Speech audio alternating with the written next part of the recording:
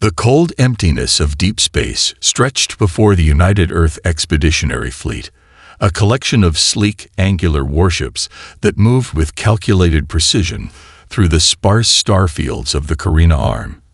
At the fleet's helm, Admiral Marcus Chen stood on the bridge of the flagship, his weathered hands clasped behind his back, as holographic displays flickered with astronomical data and long-range sensor readings.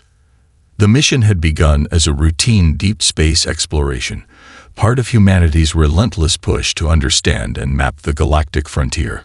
Earth had spent decades preparing for potential first contact, developing technologies and protocols that balanced scientific curiosity with military preparedness. Every ship in the fleet represented decades of technological innovation, each vessel a testament to human engineering and adaptive design. Lieutenant Commander Sarah Rice monitored the long-range sensor arrays, her fingers dancing across holographic interfaces that projected complex three-dimensional mappings of surrounding space. The ship's quantum-entangled communication systems hummed softly, maintaining near-instantaneous links with Earth and the fleet's scattered vessels. Nothing seemed out of the ordinary, until everything changed. A massive energy signature erupted on the primary display, so sudden and intense that it momentarily overloaded the ship's sensor filters. Lieutenant Commander Reyes blinked, recalibrating the systems with practiced efficiency. The signature was unlike anything in human databases, massive, complex, and pulsing with an alien regularity that defied immediate comprehension. "Contact," she called out, her voice crisp and controlled. Multiple large-scale energy signatures emerging from subspace. Configuration doesn't match any known human or previously cataloged alien technologies. Admiral Chen moved closer to the display, his eyes narrowing as geometric patterns of extraordinary complexity began to resolve. The incoming vessels were massive, each easily dwarfing the largest human warships by several orders of magnitude. Their design spoke of a civilization far beyond humanity's current technological understanding. Crystalline structures that seemed to shift and breathe, weapon systems that appeared to be integrated at a molecular level, hull configurations that suggested capabilities far beyond simple space travel. The bridge fell into a calculated silence. Every crew member understood the magnitude of the moment. This was first contact, not the carefully orchestrated diplomatic encounter humanity had long prepared for, but a sudden, unexpected intersection of two spacefaring civilizations. A communication burst erupted across all frequencies, not a message of peace, but a declaration of absolute dominance. The translation algorithms worked furiously, converting the alien language into comprehensible human speech. The message was clear and terrifyingly direct. Unidentified vessel group, you have entered sovereign space of the Vorax Confederation. Immediate surrender and submission is required. Resistance will result in total annihilation. You have precisely 17 standard time units to comply. The voice carried a tone of such absolute certainty that it seemed to suggest surrender was not just recommended, but the only possible course of action. It was the voice of a civilization that had conquered countless worlds, that saw submission as the natural order of existence. Admiral Chen's response was immediate and measured. "Stand ready," he commanded, his voice cutting through the tension on the bridge. "Full systems diagnostic. Defensive protocols to maximum readiness. Let's see what we're dealing with." The human fleet began a subtle transformation. Modular weapon systems reconfigured, adaptive armor plating shifted into optimal defensive positions, and quantum-encrypted communication networks spread like a living web between the vessels. Each ship was more than a simple military construct. They were adaptive organisms, designed to respond to threats with a complexity that defied traditional military doctrine. Lieutenant Commander Reyes continued her analysis, her fingers moving with surgical precision. "Sir, initial scans suggest these vessels represent a technology level significantly beyond our current understanding. Multiple energy signatures indicating gravimetric manipulation, quantum entanglement communication, and weapon systems that appear to operate outside standard physical constraints. The Vorax vessels continued to materialize, their approach deliberate and menacing. Massive weapon ports began to glow with building energy, a clear demonstration of overwhelming force. They moved with the confidence of a predator certain of its impending victory, displaying no concept that the prey might have unexpected capabilities. Humanity was about to prove them catastrophically wrong. The first wave of Vorax weapons struck with a fury that would have obliterated any known civilization. Quantum disruptors capable of unraveling molecular bonds unleashed their full potential, targeting the human fleet with calculated precision. Energy patterns designed to shred matter at its most fundamental level erupted across space, each burst capable of turning entire starships into atomic dust. Lieutenant Commander Sarah Rice watched the incoming weapon signatures with a mixture of scientific fascination and strategic concentration. The bridge of the flagship hummed with a controlled tension, every system preparing to respond to the unprecedented assault. Quantum shielding at maximum, she called out, her fingers dancing across holographic interfaces, adaptive resonance protocols engaging. What happened next would be studied by military historians for generations. Instead of total destruction, the Vorax weapon strikes met something entirely unexpected. The human ships didn't just defend, they adapted. Where a traditional warship would have been reduced to scattered atoms, these vessels demonstrated a living, breathing approach to survival. Modular armor plating shifted microsecond by microsecond, reconfiguring at the molecular level. Quantum-entangled defensive systems absorbed and redistributed the incoming energy, transforming devastating weapon strikes into manageable power inputs. Damaged sections of hulls sealed themselves, with nanite repair systems working faster than the Vorax could comprehend. Admiral Chen remained unnervingly calm, his eyes tracking the battle's progression with calculated precision. "Defensive pattern Omega," he commanded. "Full adaptive response." The human fleet began to move with a fluidity that defied traditional space combat doctrine. Ships didn't just maneuver, they flowed, each vessel communicating and responding as part of a larger, living system. Where the Vorax expected rigid military formations, they encountered something closer to a biological response, organic, adaptive, impossible to predict. On the Vorax command ship, senior military strategist Krelax watched the engagement with growing disbelief. Centuries of galactic conquest had prepared the Vorax for every possible military scenario. They had subjugated civilizations with technologies far more advanced than these human vessels. Yet something was fundamentally wrong with this engagement. "Impossible," Krelax muttered, mandibles clicking with growing agitation. "Weapons at maximum. Quantum disruptors should have reduced their fleet to atomic scatter." The human ships were taking damage. That much was certain. But the damage didn't translate to destruction.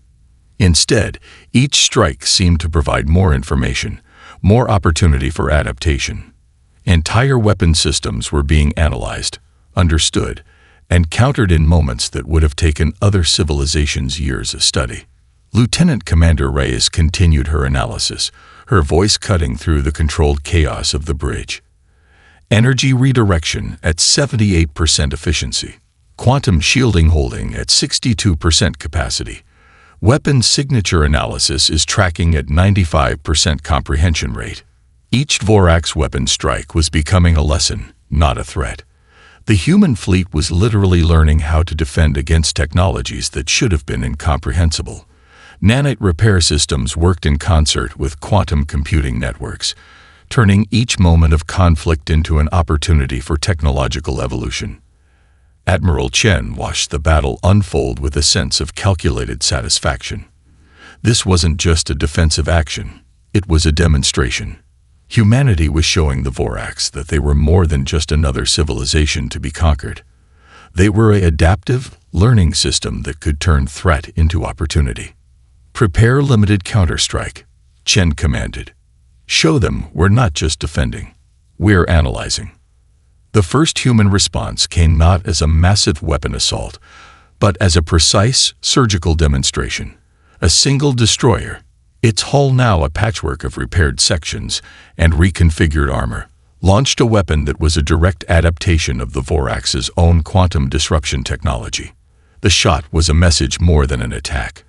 It struck the Vorax command ship's forward sensor array, not to destroy, but to demonstrate complete comprehension of their most advanced weapon systems. Krellix watched in mounting horror as the weapon not only penetrated their most advanced defenses, but did so with a precision that suggested complete understanding. This wasn't just defense. This was something far more terrifying. Humanity was learning, and in learning, they were becoming something the Vorax had never encountered in centuries of galactic conquest. A civilization that didn't just fight, but evolved. Deep within the Vorax Confederation's central research complex, a massive data analysis chamber pulsed with nervous energy. Holographic displays flickered with captured sensor readings from the recent engagement, each frame analyzed with increasing desperation by the Confederation's top scientific minds. Dr. Zara Venn, the youngest principal researcher in the Vorax scientific hierarchy, leaned closer to the primary display. Her specialized sensory appendages twitched with a combination of professional excitement and growing unease. The human vessels defied every known principle of spacecraft design and combat mechanics. "Look here," she called to her senior colleagues, her neural link projection highlighting specific moments from the battle. The molecular restructuring is not just adaptive, it's predictive. These ships are learning faster than our most advanced artificial intelligence systems. The senior researchers gathered around, their collective skepticism palpable. The Vorax had conquered hundreds of civilizations, neutralized thousands of technological threats. No species had ever demonstrated such rapid technological adaptation. The captured sensor logs told a story that challenged everything the Vorax understood about technological development. Each human ship appeared to be more than a simple military vessel. It was a living, learning system. Weapon strikes were not just defended against, but analyzed, understood, and partially replicated in near-instantaneous timeframes. Dr. Venn's junior assistant, a nervous researcher named Krell, pointed to a specific sequence of data. The energy redistribution patterns suggest a level of quantum entanglement that should be theoretically impossible. They're not just redirecting energy, they're communicating through it. The implications were staggering. Traditional Vorax military doctrine relied on overwhelming technological superiority and rigid hierarchical control. These human vessels suggested something entirely different. A technological ecosystem that was fundamentally alive, fundamentally adaptive. Distributed intelligence, Dr. Venn muttered, more to herself than to her colleagues. Not centralized control, but a cooperative learning system. Her analysis began to drill deeper. The human ships weren't just defending, they were evolving. Each weapon strike became input for a massive distributed learning network. Damage wasn't just repaired, it was understood, integrated, transformed into new defensive and offensive capabilities. The research complex became a hive of increasing anxiety. What had seemed like a simple subjugation mission was transforming into something far more complex. The Vorax had encountered technological resistance before, but never a civilization that seemed to learn and adapt with such terrifying speed. Dr. Venn's research team began constructing detailed simulations. They attempted to predict human ship responses, only to find their most advanced predictive algorithms falling apart within moments. The human vessels operated on principles that seemed to blur the line between technological system and living organism. "It's not just technology," Dr. Venn explained to the Senior Research Council. "They've created something closer to a biological system. Each ship is more like an organism than a machine. They're not just using technology. They're in a constant state of technological evolution." The implications stretched far beyond military considerations. If these humans could develop such adaptive technological systems, what other boundaries might they be capable of crossing? The Vorax had always seen technological development as a linear progression, a hierarchy of capabilities to be controlled and managed. These humans suggested something entirely different, a technological approach that was fluid, collaborative, unpredictable. Krill, The junior researcher made a fatal mistake. He spoke up during the senior council's meeting. Perhaps we should consider communication rather than confrontation. The room fell silent. In Vorax society, such a suggestion was tantamount to treason. Civilizations were meant to be conquered, controlled, integrated into the Confederation's rigid structure. The very idea of genuine dialogue was foreign to their entire cultural and technological paradigm. Dr. Venn, however, saw something different. Where her colleagues saw a threat, she saw the most fascinating technological development in Confederation history. These humans weren't just a military challenge. They were a complete reimagining of what technological development could mean. "We are witnessing," she said quietly, her voice cutting through the mounting tension, "the emergence of a truly new form of technological intelligence." The research complex continued to pulse with captured data, each frame a window into a technological revolution that the Vorax were only beginning to comprehend. Somewhere out in the vast darkness of space, the human fleet continued its impossible evolution, learning, adapting, becoming something entirely new. The central command chamber of the Vorax Confederation pulsed with a dark, electric tension. Holographic displays cascaded with tactical information, each screen revealing fragments of the unprecedented encounter with the human fleet. Supreme Strategist Vornak slammed a massive appendage against the primary communication console, his exoskeletal features contorting with a mixture of rage and growing fear. "We cannot allow this threat to persist," he growled, addressing the High Council of Military Strategists. "These humans represent a fundamental challenge to everything we have built." The chamber fell silent. Each member of the High Council understood the implications of the recent engagement.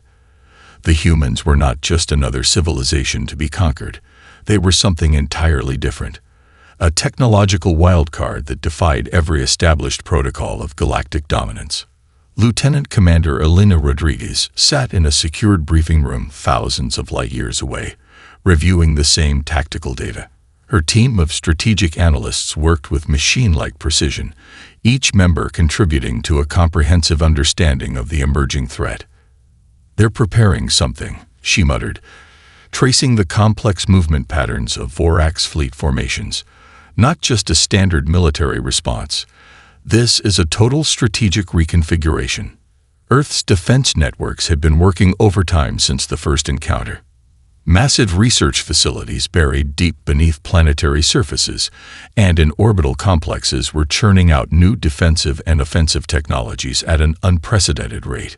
Every piece of data from the initial engagement was being analyzed, understood, and transformed into potential defensive strategies. In the shadows of political chambers and military planning rooms, a fundamental decision was being made. Humanity would not wait to be attacked. They would prepare. Vornak's tactical team began constructing invasion scenarios. Their initial reports were terrifyingly precise. Complete planetary subjugation. Total destruction of human infrastructure. A surgical strike that would eliminate the threat before it could fully emerge. 17 standard planetary cycles, one of the senior strategists reported. That is the optimal window for a preemptive strike. We must neutralize their technological potential before they can fully understand their own capabilities. The Vorax had conquered civilizations for centuries. Their military doctrine was built on overwhelming force, total domination, and immediate subjugation. The humans represented something that challenged this entire approach. A civilization that learned faster than it could be destroyed. Deep within Earth's most secure military research facilities, similar conversations were happening. Admiral Chen reviewed classified reports, his fingers tracing holographic displays that showed potential defensive scenarios. "We're not just preparing for a war," he told his closest advisors. "We're preparing for a fundamental challenge to our existence." The human response was multifaceted. Advanced quantum communication networks began to spread across human-controlled space. Each colony, each research station, each planetary defense system was being upgraded and interconnected with a speed that defied traditional military logistics. Vornak's intelligence networks began to detect something even more troubling. The humans weren't just preparing defenses, they were transforming their entire technological infrastructure. Entire planetary systems were being reconfigured. Manufacturing capabilities were being redesigned. It was as if the entire human civilization was becoming a single adaptive organism. "They're learning too quickly," one of Vornak's senior analysts reported. "Our predictive models are becoming less effective with each passing moment." The brewing conflict was more than a potential military engagement. It was a collision of fundamental approaches to technological and cultural development. The Voraks saw civilization as something to be controlled, managed, subjugated.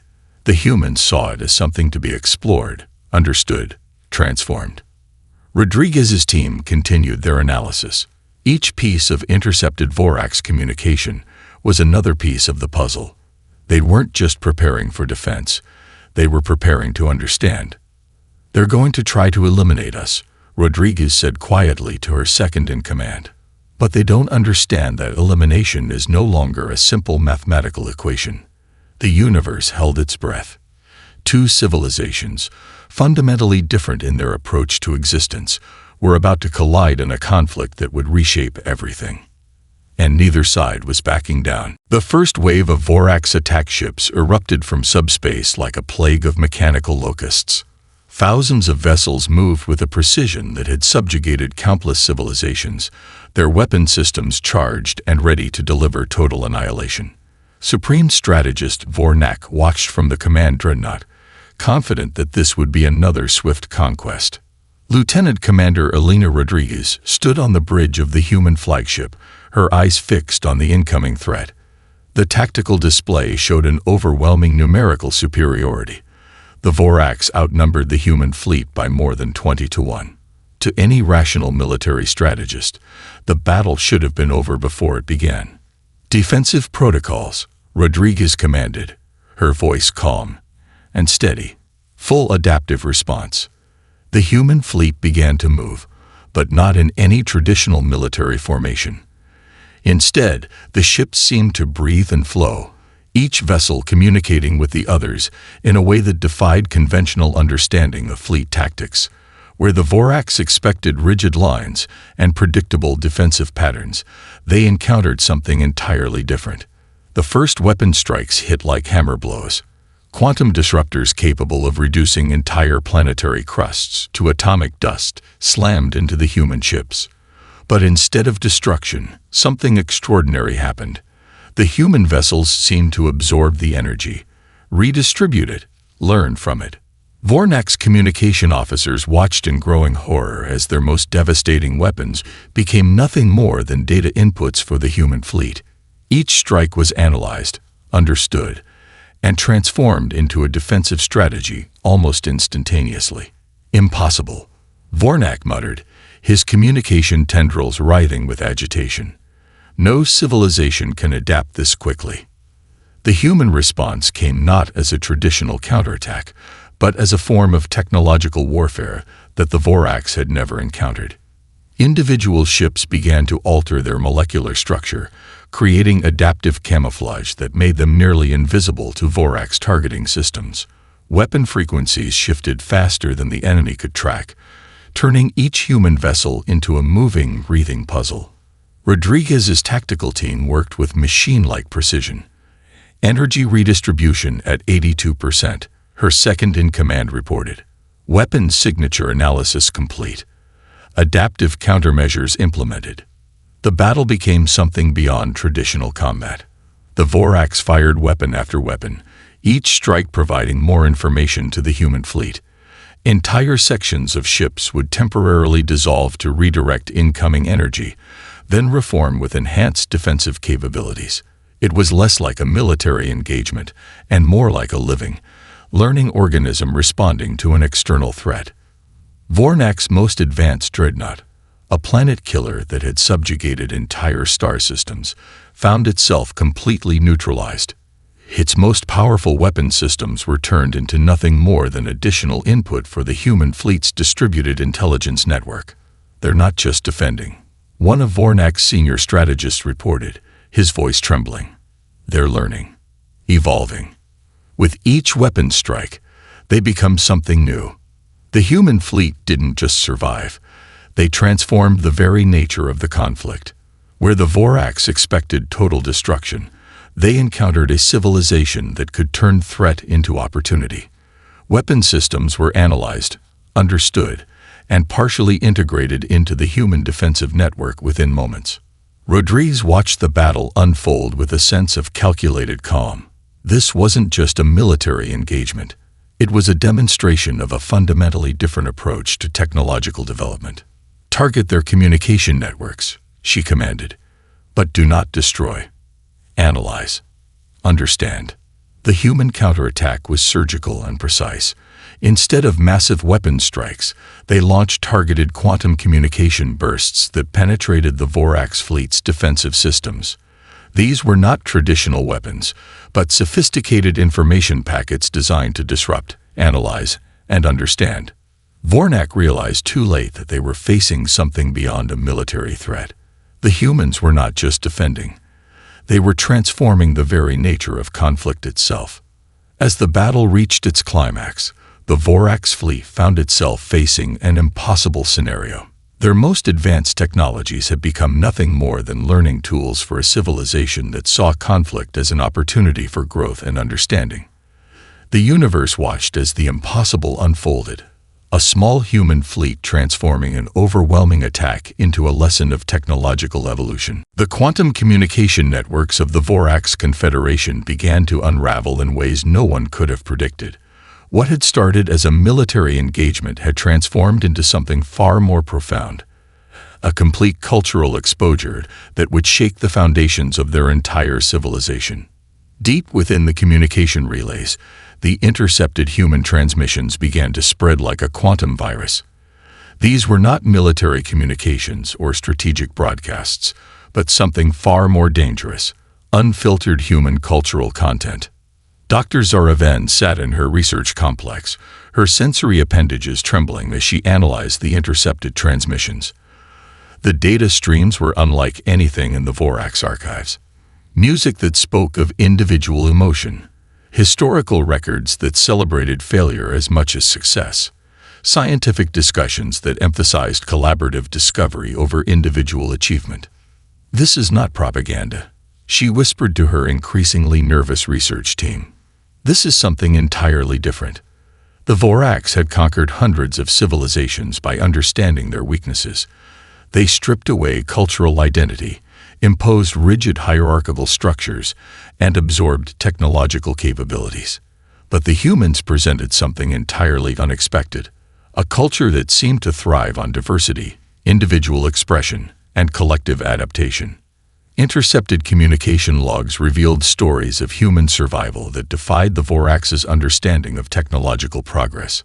Personal narratives of scientists who had failed multiple times before achieving breakthrough. Artists who transformed personal trauma into creative expression. Engineers who solved problems through collaborative thinking, rather than hierarchical command structures. One transmission caught Dr. Ven's attention, a documentary about the first human deep space exploration mission. It wasn't a celebration of technological triumph, but a nuanced exploration of human vulnerability, fear, and collective hope. The researchers watched as astronauts discussed their moments of doubt, their personal struggles, their individual contributions to a larger mission. In the Vorax system, such personal exposure would be considered a fatal weakness. In human culture, it was presented as a source of strength. Supreme Strategist Vornak received the first reports with mounting horror. The communication intercepts were not just information. They were a complete challenge to the Vorax's fundamental understanding of civilization. "They are exposing everything," one of his senior advisors reported. "Their failures, their personal struggles, their individual stories." The human transmissions revealed a civilization that saw conflict, failure, and diversity as opportunities for growth. Where the Vorax saw uniformity as strength, humans celebrated individual capability within a collaborative framework. Scientific discoveries were shared openly. Cultural expressions were diverse and constantly evolving. Lieutenant Commander Elena Rodriguez understood exactly what was happening. This was not just a military engagement. It was a form of cultural warfare more sophisticated than any weapon system. "Continue broadcasting," she told her communication specialists. "Full spectrum. No filters." The quantum communication networks began to spread human stories across Vorax-controlled space. Personal narratives of scientific discovery, cultural expressions that celebrated individual creativity, historical records that showed humanity's ability to overcome seemingly impossible challenges. Dr. Ven's research team discovered something even more profound. The human communication networks were not centrally controlled. They were distributed, adaptive, constantly evolving. Each transmission carried multiple perspectives, multiple potential interpretations.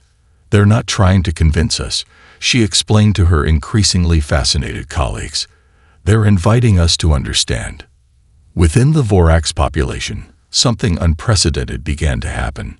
Lower-ranking members of their society began to question the rigid hierarchical structures that had defined their civilization for millennia.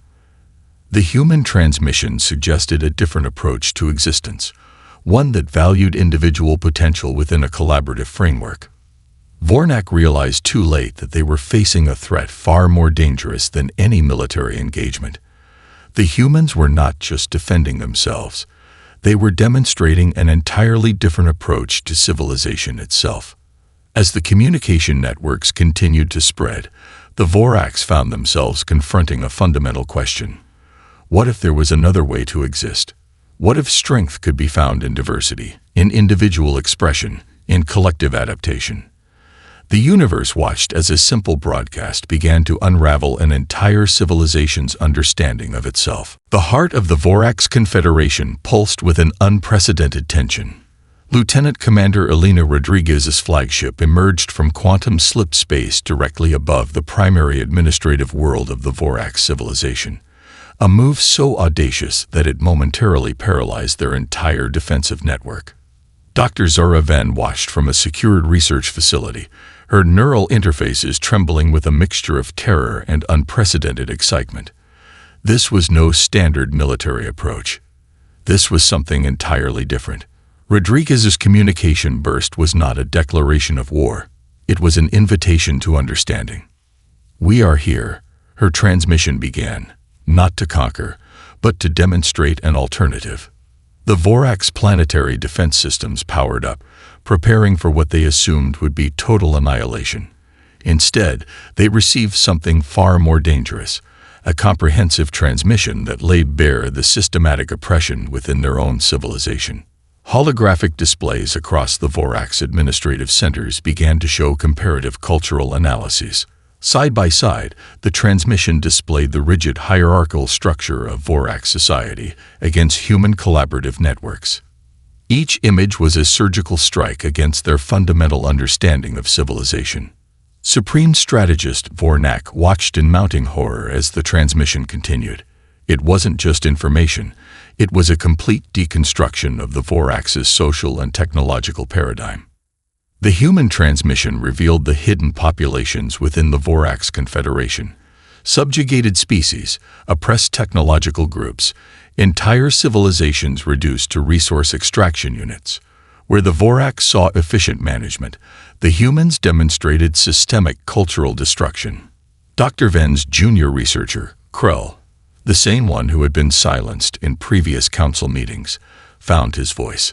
His communication burst intercepted the primary administrative channels, something that would have been impossible in a previous social structure.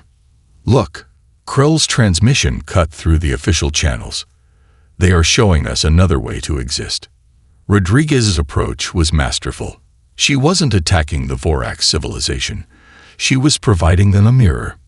Each transmission was carefully constructed to show not just human capabilities, but human vulnerabilities. Scientific failures alongside discoveries, cultural conflicts alongside resolutions, individual struggles within collective achievements. The Vorax administrative centers began to fracture. Lower-ranking members of their society, who had never been allowed to question the fundamental structures of their civilization, found themselves confronting unprecedented ideas of individual potential and collaborative growth. "We do not seek your destruction," Rodriguez's transmission continued. "We seek your transformation." Dr. Venn realized something profound was happening. This was not a military invasion. This was a complete reimagining of societal potential.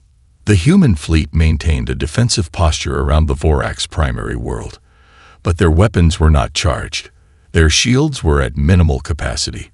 Every sensor and communication channel was open, inviting dialogue, inviting understanding. Krell became the unexpected catalyst. His continued transmissions began to spread through the Vorax communication networks, challenging the rigid hierarchical structures that had defined their civilization for millennia. "We have a choice," Krell's transmission declared. "We can continue as we have, or we can become something more." Supreme Strategist Vornak found himself in an impossible position. The human approach defied every military doctrine, every conquest protocol this civilization had developed over centuries. They were not seeking territorial conquest. They were offering a fundamental reimagining of civilization itself. Rodriguez's final transmission was a masterpiece of diplomatic complexity. She laid out a simple proposition: transformation or isolation. The Vorax could choose to engage with a broader galactic community, or they could be systematically removed from meaningful interaction. But it was not a threat. It was an invitation. The Vorax civilization trembled on the edge of a fundamental transformation. Entire population centers began to discuss possibilities they had never considered. What if strength could be found in diversity? What if individual potential was not a threat, but a resource? Dr. Venn watched the unfolding scenario with a sense of profound wonder. Humanity had not conquered the Vorax. They had offered them a path to becoming something more. The universe held its breath, watching a civilization prepare to choose its own evolution. 5 standard galactic cycles after the initial encounter, the transformation of the Vorax Confederation became a case study in unprecedented cultural evolution. What had begun as a potential military annihilation had become something far more profound, a complete reimagining of societal potential. Lieutenant Commander Elena Rodriguez stood on the observation deck of the primary diplomatic station, watching the collaborative reconstruction efforts between human advisors and Vorax societal leaders. Dr. Zora Venn approached, her neural interfaces displaying a complexity of emotion that would have been impossible in the previous Vorax social structure. "We never thought this was possible," Venn said, her communication tendrils expressing a nuanced combination of wonder and professional curiosity. The reconstruction was more than physical. It was systemic. Entire planetary networks were being redesigned, with a focus on individual potential and collaborative growth. Where the Vorax had once maintained rigid hierarchical control, they now explored decentralized decision-making processes that celebrated diverse perspectives. Krell, the junior researcher who had become an unexpected catalyst for change, now led a cross-cultural research initiative. His work focused on understanding how civilizations could grow through mutual exploration rather than conquest. Rodriguez understood that this was not a human victory in the traditional sense. They had not conquered the Vorax. They had offered them a path to self-transformation. The diplomatic stations hummed with unprecedented activity. Species that had been previously subjugated by the Vorax Confederation began to emerge, sharing their own cultural and technological perspectives. The human approach had created something more than a simple political realignment. It was a complete galactic reimagining. "We're not rebuilding," Rodriguez explained to a group of galactic diplomatic observers. "We're facilitating a collective evolution." The technological exchanges were equally profound. The Vorax discovered that their most advanced systems had been limited by their rigid hierarchical approach. Human collaborative methodologies introduced concepts of adaptive learning, distributed intelligence, and collective problem-solving. Dr. Venn's research teams began exploring technologies that merged Vorax precision with human creative potential. Quantum communication networks were redesigned to prioritize individual expression within a collaborative framework. Scientific research became an open, shared endeavor rather than a controlled hierarchical process.